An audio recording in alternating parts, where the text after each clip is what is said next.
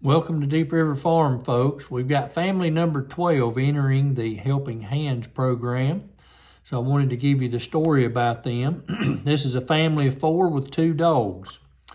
And they live, or did live, about 8/10 of a mile from the Biltmore village that was so badly damaged. It was in bad shape. We went through there on a trip up and got to see the Biltmore village right after they cleaned all the mud out of the road.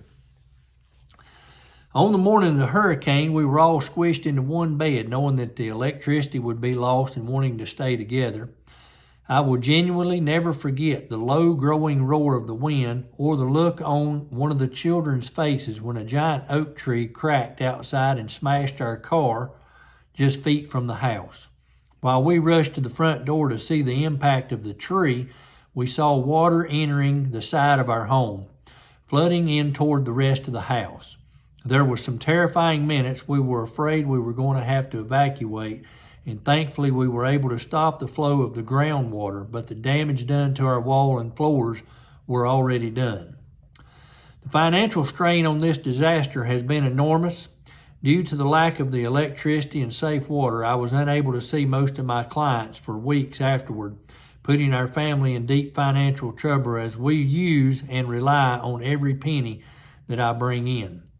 Our car, only a year old, was totaled, and we had to pay for the gap from our insurance that our insurance did not cover. You know, they only pay the wholesale. They don't give you full retail whenever they're totaled. Then you got to come up with the rest when you have a loan. Thankfully, let's see, I lost my spot there. Let's see here. The crawl space was flooded completely, and we had to pay nearly $1,000 to have it repaired. Beyond the financial instability this has created, our boys started showing trauma symptoms and spent the next few months after the hurricane trying to regain safety and calm. When their lives of school and stability have been flipped upside down. Thankfully, they are showing improvement, but continue to have nightmares. Originally, we thought our insurance would cover the damage done by the groundwater entering the home, but unfortunately, we and countless others were denied due to not having explicit flood insurance. Additionally, we were denied by FEMA twice, even after having multiple professionals come out and give estimates from FEMA of the work needed. The damage is significant, but is relatively inexpensive on the grand scale. We have no drainage on one side of the house, and the floodwaters saturated the ground that sits directly beside our home, causing the walls to become saturated and unfortunately trap moisture in the walls and floors, causing mold growth.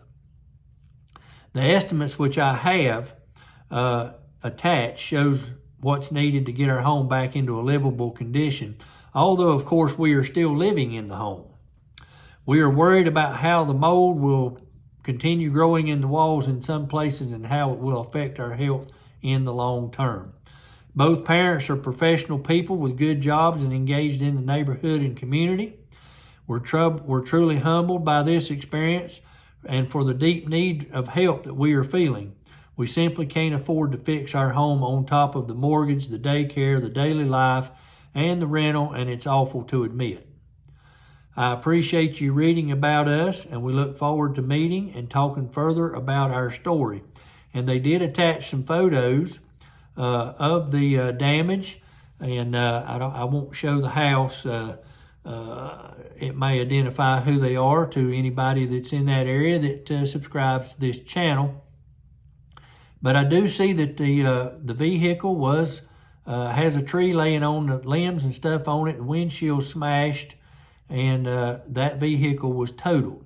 So folks, this is family number 12. If you're interested in helping the Helping Hands, as you know, we've already got family 2, 3, 4, 5, and 6 already back in their homes and off of the Helping Hands program. That leaves family 1, 7, 8, 9, 10, 11, and now number 12.